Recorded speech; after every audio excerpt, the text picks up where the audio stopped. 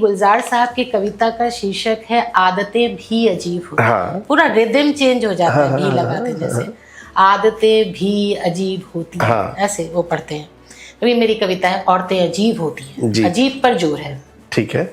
तो सिर्फ ये दो शब्द क्या हुआ था, जब शुरू शुरू में वायरल हुई तो लोगों ने गूगल करते होंगे तो ऊपर टाइप किया औरतें भी अजीब होती हैं, औरतें अजीब होती हैं मान लीजिए टाइप किया उन्होंने, तो नीचे गुलजार साहब के उसमें दो लाइन शब्द पॉपअप हो जाते थे, डार्क हो जाते थे। एक औरतें आ जाता था जो कि एक अलग नज़म है, और एक आदतें भी अजीब होती है कि भी अजीब होती है आ जाता था।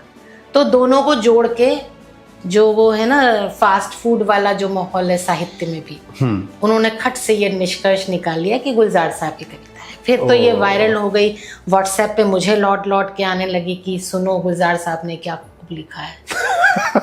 अब मैं इसके पीछे पीछे भाग रही हूँ, जगह जगह पे बोल रही हूँ, नहीं भैया गुलजार साहब बहुत अच्छा लिखते हैं, ये कविता मेरी है, जैसी भी है, अच्छी है बुरी है, जैसी भी है मेरी है। उनको कहलवाया भी, उनको भी निश्चित रूप से बहुत तकलीफ हुई होगी, क्योंकि कोई फ्रेम कराकर मेरी कविता उनके पास ले जाए और कहे कि उनके बर्थडे पे गिफ्ट दे कि आपने क्या शानदार कविता लिखी, तो क्या हालत होती। या उनके बर्थडे पे कोई आरजे जो है वो उनके बर्थडे की खुशी में ये कविता पढ़ दे, जिससे उनका दूर दूर तक कोई लेना देना नहीं है।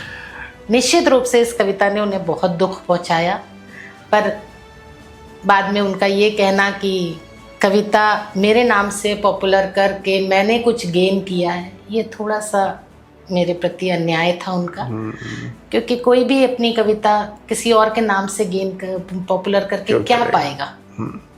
ना उसमें मुझे पैसे मिल रहे हैं, ना मुझे क्रेडिट मिल रहा है, ना मेरा नाम हो रहा है, तो मुझे क्या फर्क पड़ जाएगा अगर मैं खुद उनके नाम से ये चीज़ करती हूँ। खैर वो बात अब बीती हुई हो गई है, और वो कविता अभी भी पॉपुलर है। मुझे खुशी है, अभी संजीव पालीवाल जी ने पढ़ी थी और उसमें उन्होंने मुझे फ़ोन करके बताया कि अभी तक की उनके पढ़ी हुई में से सबसे ज़्यादा व्यूअरशिप इस कविता को मिली है। वाह।